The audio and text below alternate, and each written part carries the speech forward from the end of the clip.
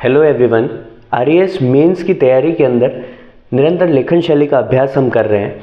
लेखन शैली के अभ्यास के अंतर्गत हमको इन बातों का ध्यान रखना होता है कि कैसे उत्तर को फ्रेम किया जाए, कितना कंटेंट बहुत अच्छे तरीके से समेटा जाए। महत्वपूर्ण ये नहीं कि आपको कितना नॉलेज है, महत्वपूर्ण ये है कि आप आपके नॉलेज को उसके अंदर प्रेजेंट कैसे करते हैं। उसी आधार पर आपको अंक आवंटित किए जाते हैं। चलिए, साइंस एंड टेक का सेशन हम लगातार देख रहे थे। साइंस एंड टेक का अगला सेशन लेते हैं, जिसके अंदर एसिड, बेस, पीएच वगैरह वाला चैप्टर हम कवर करेंगे। देखिए, सबसे पहला प्रश्न है अम्लराज। ये आरएस मेंस 2013 में पूछा भी हुआ है। तो साइंस एंड टेक के जो प्रश्न आते हैं, मैं पहले भी बता चुका हूँ, सामान्य प्रकृति के होते हैं, बहुत सिंपल प्रश्न होते हैं। आपको चाहिए कि आप उस सिलेबस के हर बिंदु के बारे में 20 शब्द, 50 शब्द और 100 शब्द जितनी जानकारी रखते हो। देखिए, अम्लराज, एक्वारेजिया 15 शब्द में लिखना है। 2 अंक का प्रश्न है, आएगा आपके तो भी इतने ही का आएगा, नहीं तो 5 अंक का आएगा मैक्सिमम। अम्लराज या एक्वारेजिया। एक्वारेजिया इसने सीधा दे दिया, अम्लराज न देकर एक्वारेजिया भी पूछ सकता था। तो हमको ये जानकारी होनी चाहिए कि अम्लराज को ही अंग्रेजी में क्या कहते हैं, एक्वारेजिया। देखिए, इसे रॉयल वाटर के नाम से भी जाना जाता है। हमने एक बेसिक इन्फॉर्मेशन दे दी कि भाई तुम जिस अम्लराज की बात कर रहे हो उसे रॉयल वाटर के नाम से भी जाना जाता है। इसका जो कंपोजिशन होता है, केमिकल कंपोजिशन, वो 3 HCl एंड 1 HNO3, 3 भाग HCl और 1 भाग HNO3 होता है। जब इसको मिश्रण के रूप में बनाया जाता है तो उसको हम एक्वारेजिया या अम्लराज के नाम से जानते हैं। इसकी बहुत ज़्यादा कोरोसिव नेचर होती है, संक्षारक प्रकृति का होता है और कई धातुओं को गलाने की इसके अंदर क्षमता पाई जाती है। जो जब हम गुण की बात करते हैं तो हम लिखते हैं कि इसमें कई धातुओं को गलाने की, प्रगलन की क्षमता पाई जाती है। हाईली कोरोसिव इसका नेचर होता है। हालांकि ये चांदी को नहीं गला पाता है और चांदी को नहीं गला पाने की वजह से ही हम सोने और चांदी के पृथक्करण में इसका उपयोग करते हैं। किसका? एक्वारेजिया का। फिर हम लिखते हैं तीसरा बिंदु, उपयोग। उपयोग में हम लिखते हैं कि सोने व चांदी के पृथक्करण में। बिल्कुल ठीक है, क्यों? क्योंकि चांदी को नहीं गला पाता है। दूसरा, धातुओं पर नक्काशी में। धातुओं पर नक्काशी करने के लिए भी किसको काम में लेते हैं हम? अम्लराज को काम में लेते हैं। तीसरा, विभिन्न धातु जो अलग अलग धातु हैं, अलग अलग धातु, उनको चमकाने के लिए भी हम किसका उपयोग करते हैं? एक्वारेजिया का उपयोग करते हैं, क्योंकि ये उसके ऊपर की जो परत है, उसके ऊपर का जो कचरा है, डर्ट है, वो सब हटाने की क्षमता रखता है। नाम क्या है? एक्वारेजिया। संक्षारक के रूप में हम कह ही चुके हैं कि हाईली कोरोसिव नेचर होता है और विद्युत अपघट्य के रूप में भी काम आता है। विद्युत अपघट्य के रूप में भी इसको काम में लिया जाता है बैटरीज वगैरह के अंदर। नाम क्या है? एक्वारेजिया अम्लराज। इसको रॉयल वाटर के नाम से भी जाना जाता है। इसमें कई धातुओं को गलाने की क्षमता होती है। इसका केमिकल कंपोजिशन 3 HCl = 1 HNO3 होता है। यहाँ पे बहुत मेजर मिस्टेक हो जाती है और जैसे ही आपने इसका फॉर्मूला गलत लिखा, आपके वो अंक काट कर 0 कर देगा। अगर आपने 1 HCl 3 HNO3 कर दिया तो काट के 0 कर देगा। आप तो ये याद रखिए कि यहाँ HCl 1 है तो उसका रेशो कितना आ जाएगा? 3, और HNO3 3 है तो रेशो कितना आएगा? 1। ऐसा ट्रिक बना के इसको याद रख लीजिए ताकि कोई कंफ्यूजन की गुंजाइश न रहे। उपयोग की बात करेंगे तो कहेंगे विद्युत अपघट्य के रूप में, सोने और चांदी को पृथक्करण के रूप में, कई धातुओं को चमकाने के लिए, और उसके अलावा संक्षारक के रूप में हम इसका प्रयोग करते हैं। ये 15 शब्द का प्रश्न है, बहुत आराम से हो जाएगा। नेक्स्ट क्वेश्चन लेते हैं। प्लास्टर ऑफ पेरिस के 2 उपयोग लिखिए। देखिए, ये भी 15 शब्दों में ही पूछा हुआ है। आपको सिंपल प्लास्टर ऑफ पेरिस के 2 यूज लिखने हैं, 2 उपयोग लिखने हैं।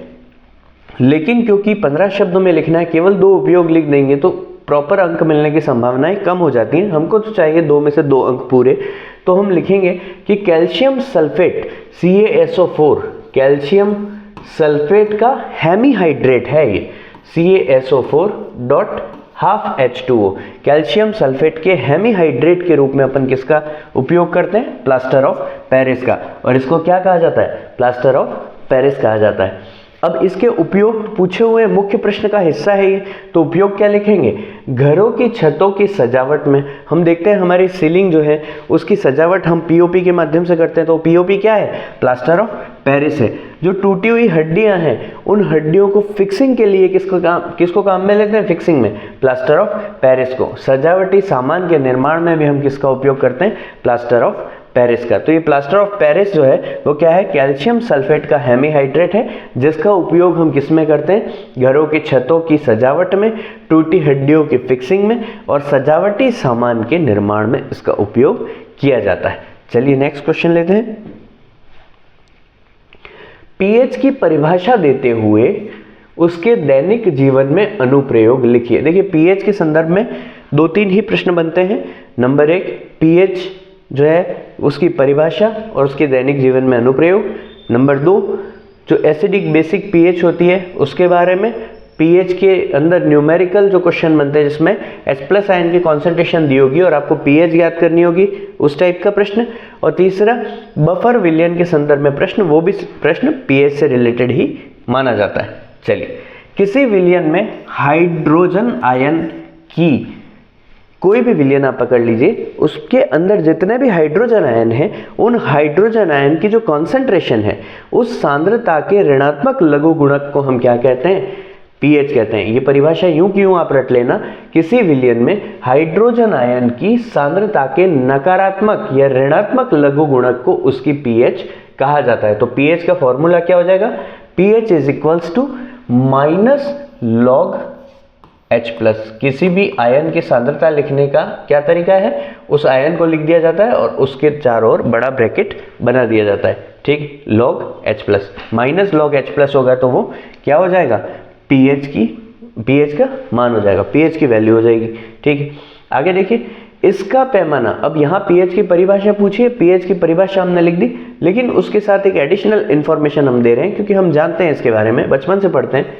इसका पैमाना 0 से 14 होता है। 0 से 7 की अगर बात करें तो कहते हैं कि ये अम्लीय प्रकृति रहेगी, और 7 से 14 की अगर बात करेंगे तो कहेंगे क्षारीय प्रकृति रहेगी। सोरेनसन नाम की एक साइंटिस्ट ने पीएच की बात कही थी, और 7 को क्या माना जाता है? उदासीन पीएच माना जाता है। अब इसके अनुप्रयोग की बात लिखिए। तो देखिए, आपको प्रश्न को तोड़ना आना चाहिए कि यहाँ परिभाषा पूछी है और उसके अनुप्रयोग पूछे हैं और 5 अंक का है, तो डेफिनेटली यहाँ पर मान लीजिए आपकी 2 अंक की ये परिभाषा रहेगी आपकी और 3 अंक के अनुप्रयोग रहेंगे। तो आपको आपके पार्ट का डिवाइडेशन भी इस तरीके से करना है, इसको थोड़ा छोटा रखना है और मेजर जो पोर्शन है वो अनुप्रयोग वाला है तो उसका भाग थोड़ा बड़ा होना चाहिए, तभी अंक ज़्यादा मिलने की संभावना बनेगी।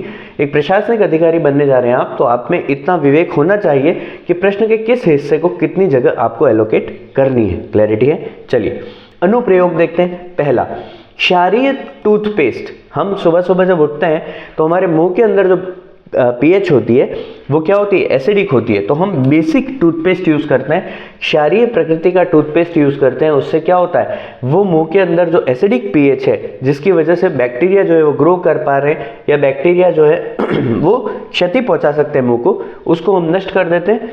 वहाँ पे अम्लीय पीएच को हम कम कर देते हैं। दूसरा, दूध को फटने से रोकने के लिए मीठे सोडे का हम प्रयोग करते हैं। जब दूध में लैक्टिक एसिड की मात्रा बढ़ जाती है तो वो लैक्टिक एसिड दूध को फाड़ने का काम करता है। लैक्टिक एसिड, लैक्टोज शुगर होती है दूध के अंदर, उससे क्या बनने लगता है? लैक्टिक एसिड, और दूध में खट्टापन आने लगता है। तो उस खट्टेपन को रोकने के लिए, दूध को फटने से रोकने के लिए हम मीठे सोडे का प्रयोग उसके अंदर करते हैं। तीसरा, भोजन के पाचन के लिए आमाशय के अंदर कैसी पीएच होती है? अम्लीय पीएच होती है। आमाशय के अंदर, स्टमक के अंदर बहुत ज़्यादा एसिडिक, हाईली एसिडिक पीएच होती है जो भोजन को पचाने का कार्य करती है, भोजन की लुगदी बनाने का काम करती है। मधुमक्खी के डंक की अगर बात करें तो मधुमक्खी के डंक में क्या होता है? Formic acid. मधुमक्खी के डंक में होता है फॉर्मिक एसिड, और उस फॉर्मिक एसिड की वजह से हमको वहां पे बहुत ज़्यादा जलन होती है, HCOOH, ये इसका फॉर्मूला होता है। उस फॉर्मिक एसिड की वजह से हमको बहुत ज़्यादा जलन की अनुभूति होती है। दर्द को रोकने के लिए हम बेकिंग सोडे का प्रयोग करते हैं। तो बेकिंग सोडा क्या करता है? उस अम्लीयता को कम कर देता है, उदासीन प्रकृति की ओर ले जाता है, जिससे हमको जलन की मात्रा जो है वो कम हो जाती है। आगे देखिए, अम्लीय मिट्टी की अगर बात करें तो अम्लीय मिट्टी जो है वो बंजर होने लगती है, अनुपजाऊ होने लगती है। तो उसको ठीक करने हेतु हम चूने का प्रयोग, बुझे हुए चूने का प्रयोग करते हैं। बुझे हुए चूने से क्या होता है? उसकी अम्लीयता कम हो जाती है, मिट्टी उदासीन होने लगती है और पुनः वो उपजाऊ हो जाती है। अगला, शरीर के अंदर शरीर के अंदर जितने भी एंजाइम्स होते हैं वो एंजाइम्स निर्धारित पीएच पर काम करते हैं और निर्धारित पीएच पर ही उनकी एक्टिविटी हमको नजर आती है। एंजाइम क्या काम करते हैं? एंजाइम बायोलॉजिकल कैटलिस्ट है जो किसी अभिक्रिया की दर को तीव्र कर देते हैं, फास्ट कर देते हैं। तो वो एंजाइम जो है वो शरीर के अंदर निर्धारित पीएच पर ही कार्य करते हैं। अगली बात, कारखानों के क्रम में, कारखानों की अगर बात करें तो कारखानों में क्या होता है? कारखानों में अलग अलग पीएच पर केमिकल्स रिलीज होते हैं। उन अशुद्धियों को दूर करने के लिए हम क्या करते हैं? उन अशुद्धियों को दूर करने के लिए हम क्षारीय तत्वों का प्रयोग करते हैं। कारखानों से एसिडिक चीजें रिलीज होती हैं जिनको उदासीन बनाने के लिए, उनके नुकसान को कम करने के लिए हम बेसिक कंपोनेंट्स का यूज करते हैं। आगे देखिए, अगला क्वेश्चन देखते हैं। किसी विलयन में हाइड्रोजन आयन की सांद्रता 2 × 10⁻⁵ मोल है तो उसकी पीएच ज्ञात कीजिए। कितनी है सांद्रता? 2 × 10⁵ और यहाँ कई बार चूंकि आपसे अपेक्षा नहीं की जाती कि आपको लॉग की वैल्यूज याद होंगी, तो लॉग बेस 10² की वैल्यू यहाँ पर दे के रख देगा परीक्षा में कि 0.3010, आप इसका उपयोग कीजिए। तो देखिए पीएच का मान हमने पढ़ा कितना होता है? -log H+ होता है। इस माइनस को बाहर ही रख दो, log H+ की वैल्यू कितनी है? 2 × 10⁻⁵ है। इस माइनस को बाहर ही रखो, लॉग का नियम क्या कहता है? log 2 और यहाँ पर क्या आ जाएगा? प्लस में कितना आ जाएगा? log 10⁻⁻5 आ जाएगा। माइनस बाहर ही रहेगा, log 2 और यहाँ पे क्या आ जाएगा? -5 आ जाएगा। अब log 2 की वैल्यू हमको दे रखी है तो यहाँ पे फॉर्मूला आप क्या बन जाएगा? जैसे ये ब्रैकेट खुलेगा 5 - log 2 उल्टा हो जाएगा, तो 5 - 0.3010, जो भी उत्तर आएगा वो आ जाएगा इसका 4.6990 आंसर। तो ये क्या हो जाएगा? इस विलयन की पीएच की वैल्यू कितनी हो जाएगी? 4.6990। तो बहुत सिंपल है, किसी विलयन में हाइड्रोजन आयन की सांद्रता दे रखी है तो हमको पीएच ज्ञात करने के लिए इस प्रकार से फॉर्मूला यूज करना होता है। यहां तक क्लैरिटी है? नेक्स्ट देखते हैं, बफर विलयन की परिभाषा दीजिए और अम्लीय और क्षारीय बफर का एक एक उदाहरण लिखिए। 15 शब्दों का प्रश्न है, बहुत सामान्य प्रश्न है। ऐसे विलयन जिनमें कुछ मात्रा में अम्ल अथवा क्षार मिलाने पर उनके पीएच में परिवर्तन का वो लोग विरोध करते हैं, वो क्या कहलाते हैं? ऐसे विलयन क्या कहलाते हैं? बफर विलयन। ऐसे विलयन जिनमें कुछ मात्रा में अम्ल अथवा क्षार मिलाने पर स्वयं के पीएच में बदलाव का विरोध करते हैं, क्या कहलाते हैं? बफर विलयन। अब हमको उदाहरण लिखना था तो हमने कहा अम्लीय बफर क्या है? दुर्बल अम्ल प्लस लवण से बनने वाली चीज क्या है? अम्लीय बफर। दुर्बल अम्ल और लवण होगा तो दुर्बल अम्ल CH3COOH, जिसको हम एसिटिक एसिड के नाम से भी जानते हैं, और उसके साथ लवण कौन सा है?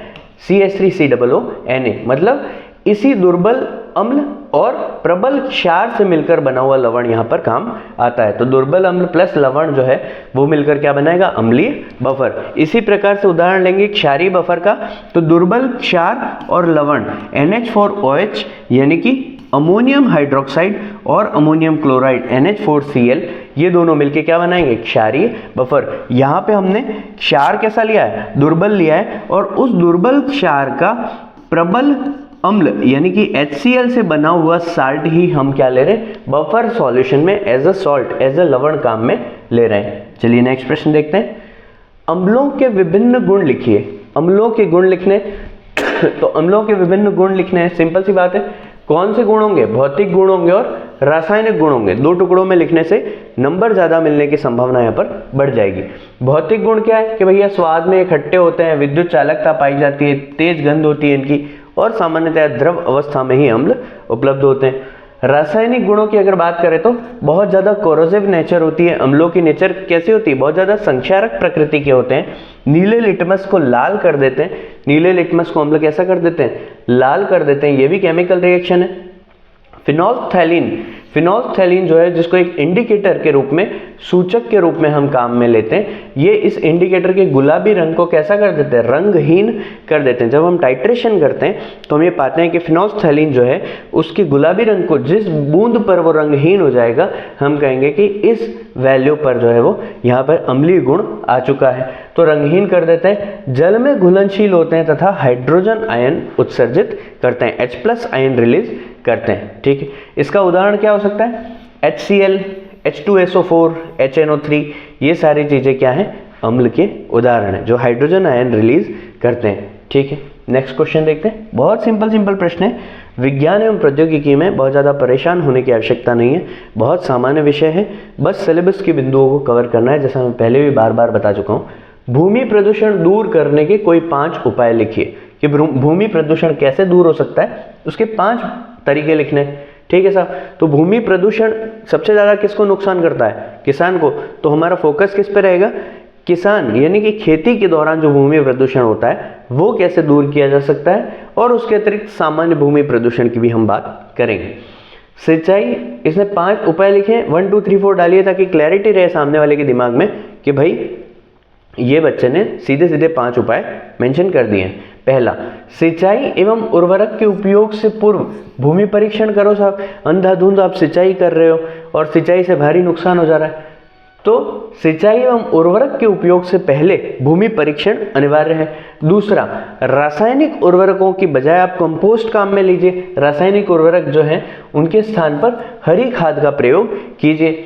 खेतों में सिंचाई जो है वो उसके उपरांत, खेतों में जब सिंचाई हो जाती है, भरपूर आपने पानी पिला दिया है फसलों को, उसके बाद वहाँ से एक्सेस जो वाटर है उसके ड्रेनेज की भी सुविधा होनी चाहिए। तो खेतों में सिंचाई के उपरांत ड्रेनेज की सुविधा उपलब्ध होनी चाहिए। अगर मिट्टी की बात करें तो मिट्टी के कटाव को रोकने की भी पर्याप्त सुविधा होनी चाहिए, पर्याप्त उपाय किए जाने चाहिए। ऐसा होने से क्या होगा कि भूमि का उपजाऊपन जो है वो लंबे समय तक बना रहेगा।